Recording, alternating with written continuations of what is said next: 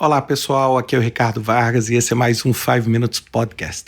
Hoje eu pus um título que é uma brincadeira, né? Apertem os cintos, o gerente de projeto sumiu, porque hoje eu queria falar sobre o desafio de quando a gente tem uma ruptura grande, ou no gerente de projeto, ou em membros da nossa equipe que são críticos. Ou seja, para mim, a primeira coisa que eu queria já começar é o seguinte: uma das piores coisas que pode acontecer num projeto é a troca do gerente de projeto no meio do caminho.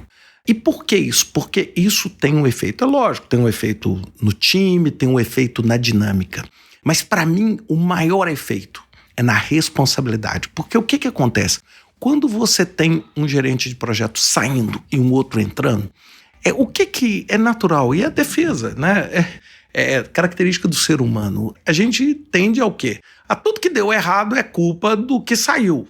E o que saiu diz o seguinte: não, eu agora não tenho mais nada a ver com isso, porque quem entrou é que tem que ser responsável. Então, assim, gente, quantas vezes eu já vi gerente de projeto assumindo projetos cujo único objetivo era ele ou ela se defender, acusando quem saiu. E não estou dizendo que é acusando levianamente ou indevidamente, não estou discutindo isso, não estou falando do mérito de falar a verdade ou não, eu estou falando é que isso acontece.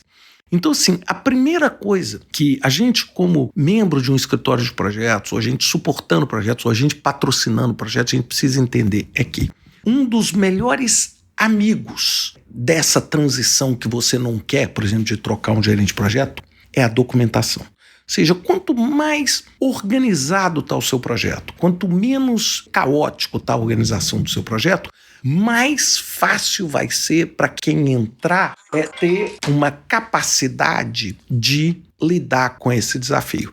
Então, assim, o que é importante? A gente entender o papel da documentação.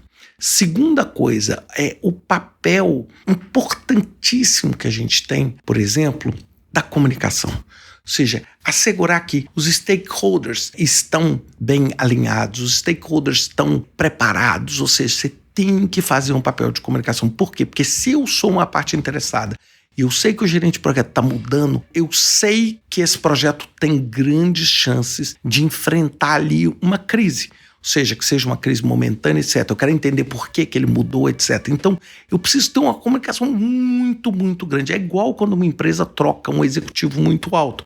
Ela tem que dar uma explicação para que ela consiga dar um subsídio para que os stakeholders continuem. Então, assim, esses 3 pontos para mim são críticos quando você tem uma avaliação como essa. Ou seja, quanto mais arrumadinho está o seu projeto. E, gente, não estou falando que você vai burocratizar, etc. Mas quanto mais, por exemplo, se você está usando um Gira, se você está usando Trello, se você está usando ClickUp, qualquer dessas ferramentas, você está ali com tudo organizadinho ali, fica muito mais fácil para as pessoas aprenderem.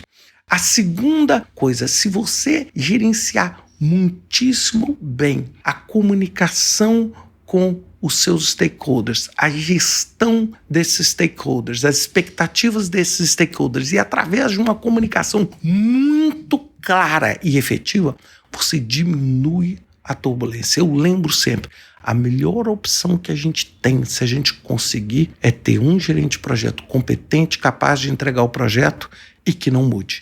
Ou seja, a maior parte da fórmula de sucesso vem dessa capacidade. O que não é tão fácil, principalmente quando os projetos são mais longos e levam mais tempo, e com as pessoas e com a volatilidade natural do trabalho.